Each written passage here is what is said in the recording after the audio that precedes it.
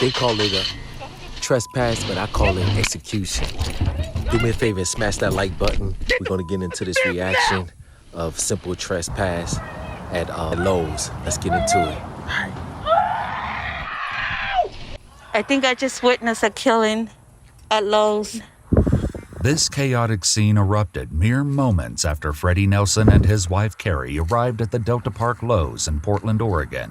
What may have started as an explosive argument rapidly escalated, turning deadly in the blink of an eye. The security guard just shot my husband! About 7 months before this appalling incident took place in September 2020, 49-year-old Freddie Nelson, a home renovator and woodworker, was stopped by 2 security guards after he'd loaded up his truck with wooden pallets taken from behind Lowe's. The guards worked for the Cornerstone Security Group, which provided armed security and was hired only to patrol the parking lots of Delta Park. While it's unclear what happened prior to the security guard's body cam footage being turned on, Freddie can be seen trying to leave. You're sitting there shaking. You're looking for a fight, man. Whatever. I can already tell that the adrenaline's pumping through you. You're ready. You're balling up your fists. I get it. I see it. What? I'm balling up my fists. Hold my keys. You want to fight. You just. So you know what? And so you're trying to agitate it, right? now. And you're trying to agitate it. You're trying to agitate it, right? I'm going to take you down. You're trying to agitate it, right? Do you understand me? Huh? Do you understand me? You're trying to agitate it, right? Okay, at this Answer point, my question. Do you understand what he's saying? I do. Okay. Good. So are we done here? Are we done? We are done. Get in your vehicle, leave that to park. Hey, look, I'm getting in my vehicle, so you don't need to tell me to. You're talking to me. Okay. Get in your vehicle. Don't be giving orders. Get in your vehicle. vehicle now. I gotta go to work anyway. That's what I thought. Go to work. Kirby Avenue. And stay on this side when you come back. Whatever. Man, this is weird. Could you please move so you're not blocking the road, a public road? One of the guards parked the red vehicle you can see in the footage, and it blocked Freddie's ability to leave. You want to keep going, bro? I'll get out. You. Yeah, Mike. I'm not. Step back. I'm not dealing with jail. Okay. You understand? Can you Step just back. Just because you're mad at me again, do not give me the attitude. I'm gonna apologize for that. On his side Could you like just that go again. so that I can get out of the situation? Man. The guard eventually moved his vehicle so Freddie could leave, but this was just the beginning of the volatile incidents between Freddie and the Cornerstone security guards. In January 2021, Freddie was once again approached by 2 guards. They saw that he had collected more pallets and had left his red and black truck out front while he went inside the store. All right. We can wait here. Out on this? Yeah. Okay. Because I know we've had this problem with him before doing it. So I think it's time to boot him off. Because we keep telling him. Are you saying you're excluding him? Yeah. Okay. Because I know that in the past we've told him not to do that. We keep telling people not to do that. So the other guys have been excluded now. Yep. Good, man. He's excluded. Yep. Man, you're not supposed to take pallets. I know. While the guards waited for Freddie to come to his vehicle, they took a look at how many pallets he'd taken. While they seemed to be under the impression that Freddie didn't have permission to take the pallets, this wasn't the case. We're going to tell him, take those pallets, take them off site, and don't come back until January, what's today, 15th? Yep. January 15th, 2020.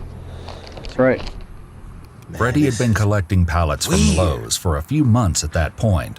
I know you kind of had trouble with him in the past, haven't you, a little bit? You know? He doesn't, yeah. We've spoken at Kirby Avenue a couple times. He really doesn't like us. Well, he's not gonna like us right now. Nope. But yeah, no.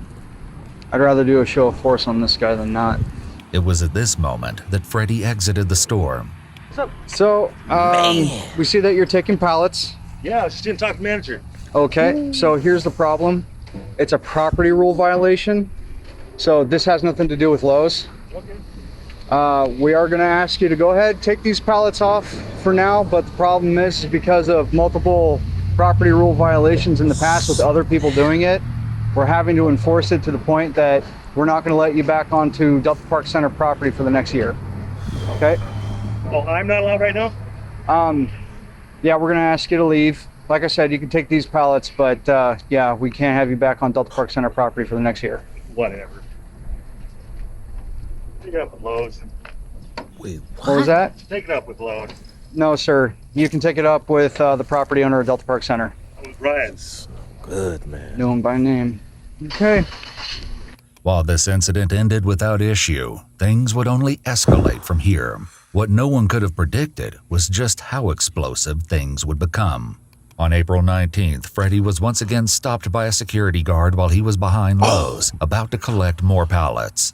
No, you leave this property now. You leave the property now. No. Okay, whatever. Okay, turn around. I'm gonna put you under arrest. No, you're not. You want to bet? No. You are under arrest now. This is No, I'm not. weird. I just came out of the office. Nope. Yeah. Man, You are trespassed from the Delta Park property. You are not to be here. I just came out of the... I don't care. Well, go deal with them. I'm not. I'm dealing with you. Yeah. Well, I'm not under arrest. You will be here in a second. What's your name and ID number? You don't need it. So I don't even know you're a legitimate security officer. man. I am a legitimate security officer. How do I know? Because I'm right here. I You work can for buy all Delta. that. You're right, I can. But I work for Delta Park. No, you don't. Yeah, I do. You work for TMT. Same thing. No, it's not. It is. They don't You are own not all of allowed to Delta be Park. here. It's not working. You are not allowed to be here. You need to leave now. Go talk to management. No, I'm not going to. An incident report from a week before this footage reveals that a security guard spoke to the Lowe's manager and confirmed that the company Freddie worked for was actually contracted to pick up the pallets. Freddie even showed the business card to the guard and the manager. The report claimed that the pallets were supposed to be picked up in a truck with the company logo, which Freddie's truck didn't have. Regardless, it seemed like the guards knew he had permission from Lowe's to be there, and yet were still telling him to leave. Okay, whatever. You need to leave now. I got work to do. Leave. As soon as I'm done. No, You don't even know the rules. I do. Yeah. Oh, You are trespassed from this property. Yeah. Okay, go ahead and turn around. Stalemate. If you're not arresting me, You want to bet? back off. man, this is weird. Go ahead. I got the same thing you do. Yeah, well then back off. No, not going to. According to the report later filed after this dispute, the guard claimed that Freddie had a small can of pepper spray in his left hand. However, the footage shows that the can appears to be in his right hand. The guard stated that he then pulled out his own pepper spray for self-defense. You're not arresting me. You want to bet? Come talk to management. No, I'm not going to. It's time for you to leave. Man, Freddie then began walking back towards Lowe's. It's time for you to leave. You are trespassed from this property. You're going to be the next one to trespass. No, I'm not. I need you out here now, please. I can't deal with it. I can't deal with that. I need you out here. Can you call the police then? Yeah. I'm gonna be arresting Freddie here. Yep. I need PD out here now. I'm behind Lowe's. Yeah. While Freddie headed into Lowe's to get management, the security guard aired his grievances to a bystander. He's trespassed from the property and he knows it. So wait, what? Everybody knows the rules, it's you. he's not gonna come back here without police. So Good, man. I'll tow it. Watch me.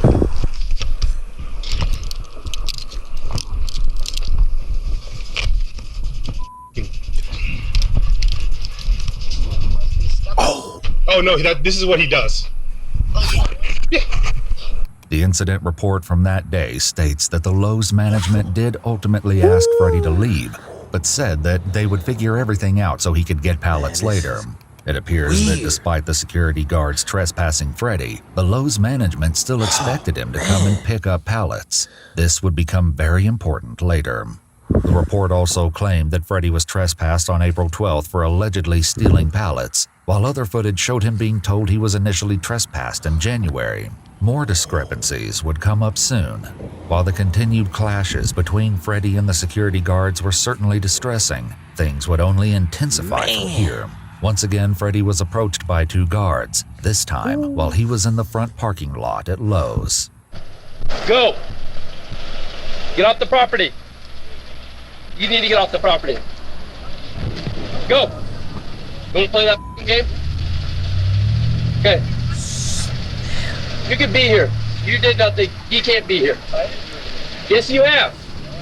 You've been excluded from Delta Park property for 1 year. You're now trespassing, sitting in the property. What violation? You are not supposed to be on Delta Park property. What violation? One, you've helped somebody get away from stealing. We have that documented. You've taken pallets. We have that documented. We have you on camera several times. We have you documented. You're not a vendor. We've already talked to him. So either you need to leave or you go in handcuffs. You decide. You want to play that game? Oh. Okay, get out. Okay. Then, okay, let's call PD. Officer.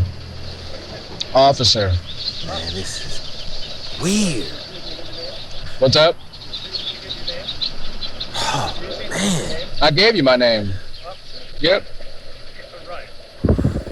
We have bolos out even for you. So. The security guards did in fact have a bee on the lookout for Freddie. The bolo shared with the Cornerstone security guards stated he has attempted to state he is an approved vendor for Lowe's, regardless if he is or isn't. He is not allowed in Delta Park Center. Man. Notably, while the bolo says that Freddie can be hostile, it clearly states that he's not known to be combative. The bolo also directs the guards to place him in custody if he does not comply with orders to leave the property. Everything came to a head on May 29, 2021, when Freddie parked in the Lowe's lot with plans to look at flowers with his wife. Within 30 seconds of parking, and before the couple had time to walk away from their truck, they were approached by a Cornerstone vehicle. The security guard stopped partially in front of Freddie's truck, and an altercation immediately began, one so dramatic that witnesses nearby started filming. 28-year-old Logan Gimbel, the Cornerstone security guard, confronted Freddie and Carrie, telling Freddie that he was under arrest for trespassing. Freddie apparently argued that Logan had no authority to arrest him. While this part of the argument wasn't filmed, Logan turned on his body cam soon after, capturing the rest of the harrowing incident. Off my property. You know you've been trespassed. You know you're not supposed to be here. Oh,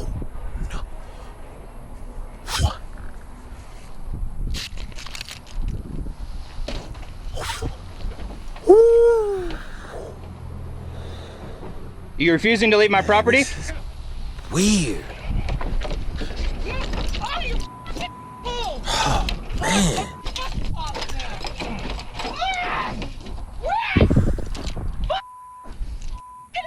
I told you to leave property. I told you to leave property. You've been trespassed and warned multiple times. I call the police.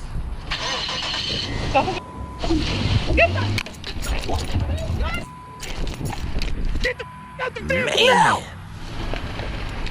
You already tried to hit me once. You move this vehicle again, I will fire.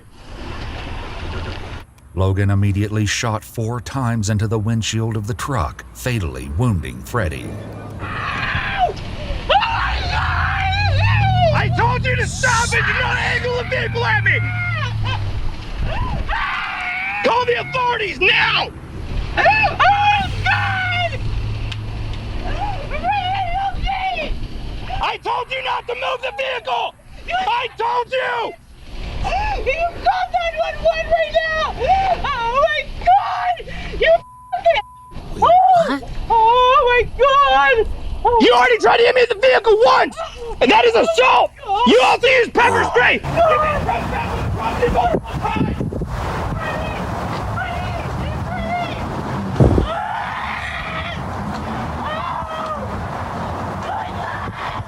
All of this occurred in less than a minute after Logan turned on his body cam.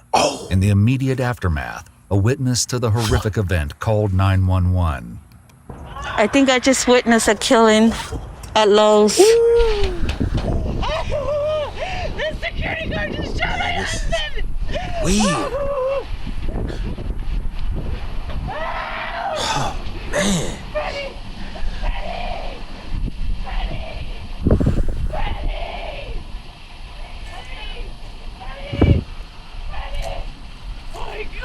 killed him, you. I told you, he tried to hit me! Why'd you shoot him? Because he tried to hit me with a vehicle! That is assault with a deadly weapon! You called 911! You killed my husband! He's dead! Are you on the authorities with them right now? I'm on 911 right now. Told them that he's been trespassed multiple times. I watched you. Okay. We all watched you. Yes, he's shot. Yes, we definitely. I see blood. Yes. He's bleeding out. Okay. Do they want me to render aid? I don't know what to do at this point. You want security to render aid? Are you calling medical? What do you want them to do? I'm right here standing by. My camera's on. Everything's been recorded. Yes, he just shot my husband! I used to do. Oh my God! She's hysterical and rightfully so. Yes. He told you. Yes. He's been told you trespassed multiple times. I shot him 4 times because he tried to hit me with the vehicle. They're on their authorities with him right now. He locked his door. He tried to hit me and pin me between the vehicle. Ma'am, do you have a key to get in the car? Yeah. Give me a key. Right away, Logan begins repeating his version of events, but there are some key specifics in his story that will be challenged later. And he pulled his gun and he said, "Stop, or I'm going to shoot you." And the guy tried to run him over again. He tried 2 separate times. Yeah, I know. And he's got it all on his camera. Take care of your husband. He also attempted to pepper spray me. He what? He also attempted to pepper spray. pepper spray the cornerstone. Oh, is that what that was? He shot out the window? Yep. Notably, Logan doesn't mention that he first pushed a bottle of pepper spray into the partially open back window of the Nelsons' truck and attempted to spray the couple. He's been trespassed by me, every security member on my team. He's been trespassed by the police, and he's been trespassed by the owner of Delta Park. So, did you hear all that? And he continues to come on property. Okay. While they wait for the police and ambulance to arrive, Logan makes a few questionable comments, seemingly talking to himself. God, I did not think I'd have to do that. Of course, they're gonna sympathize with the victim. I think his wife is on the phone screaming.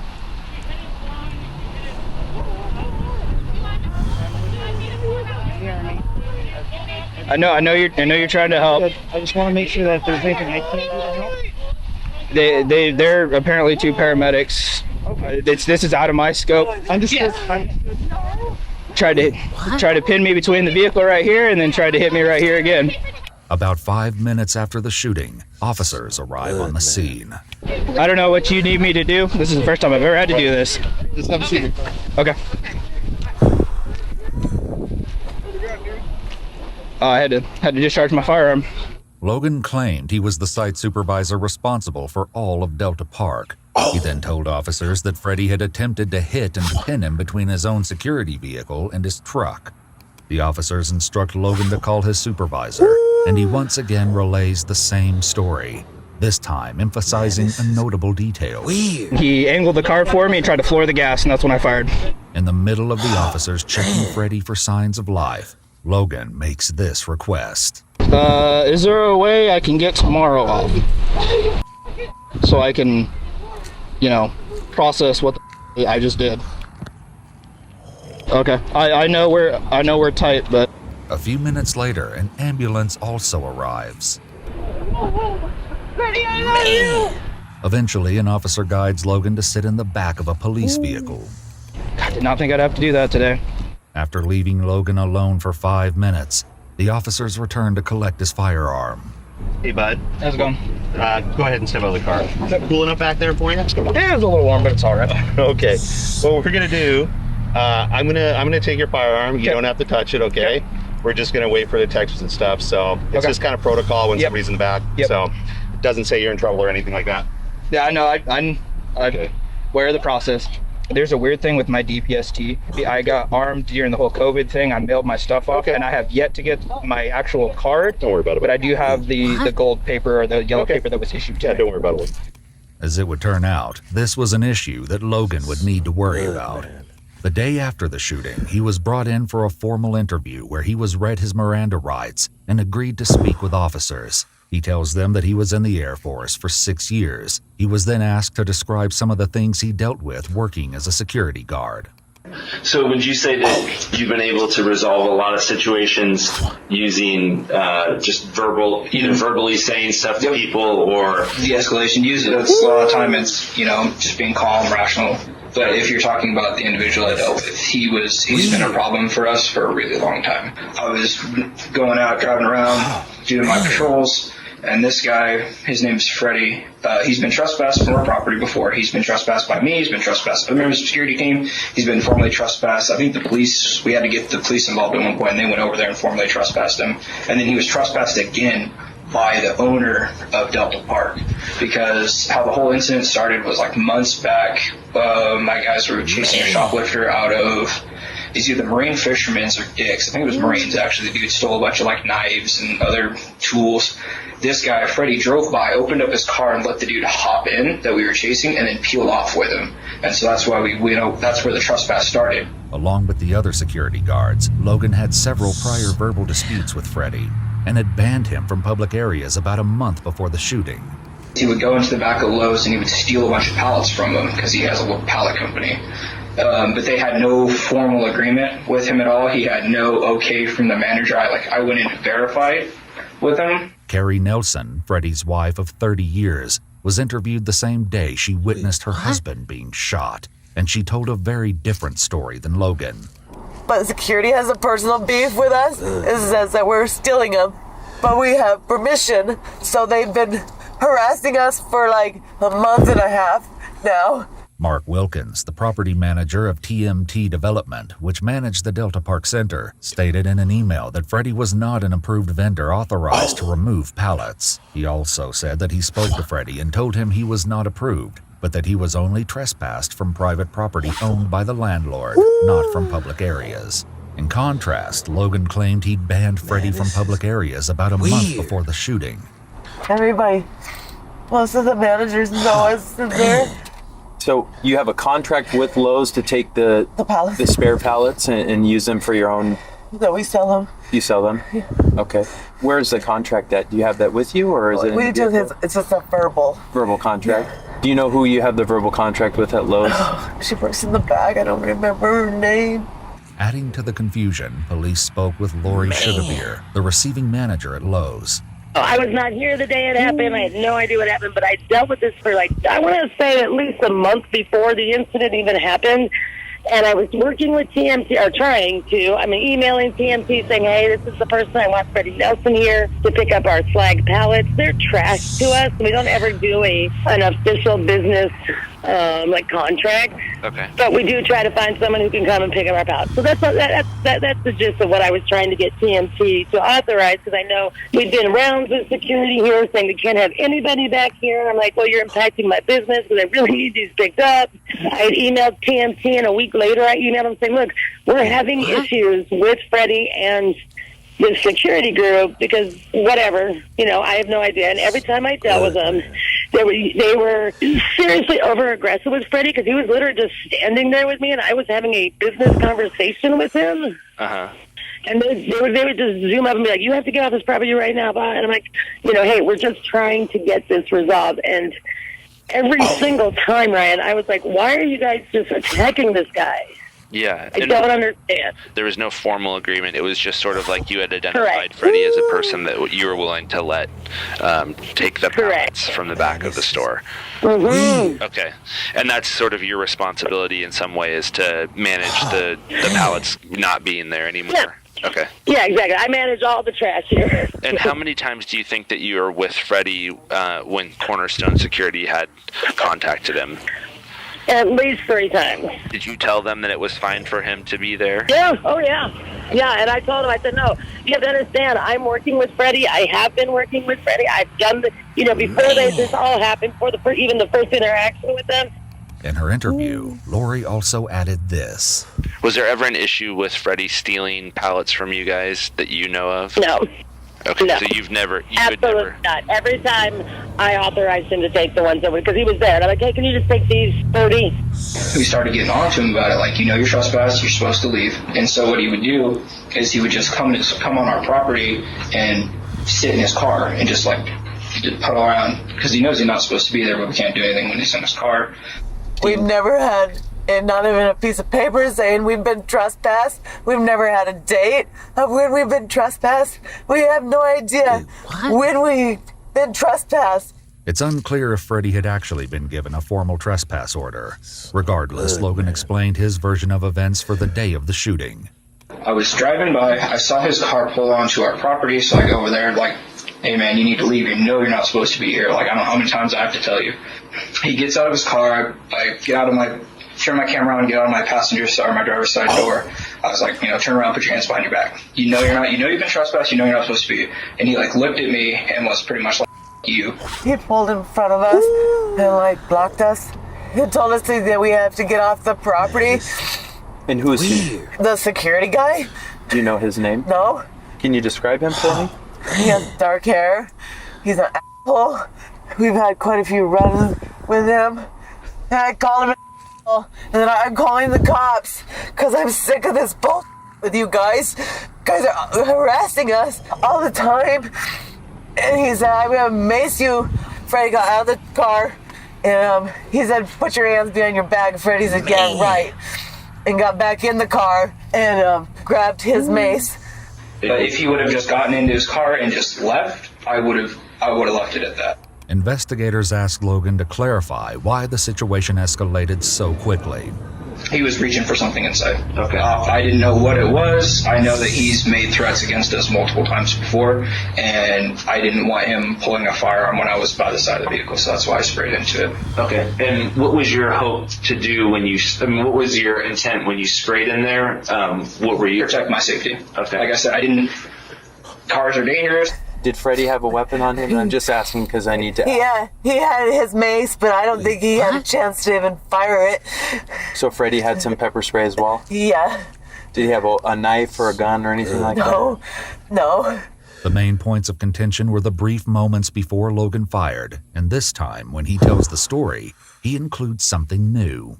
And I was going to step towards my car this way so he could, I thought he was just going to drive out this way. So I start walking this way. He angles the hood of the car towards me, trying to pin me in between his truck and my patrol vehicle, but I stepped to my right and he narrowly missed. You said he angled his tires towards you. He turned the whole car and went forward towards me.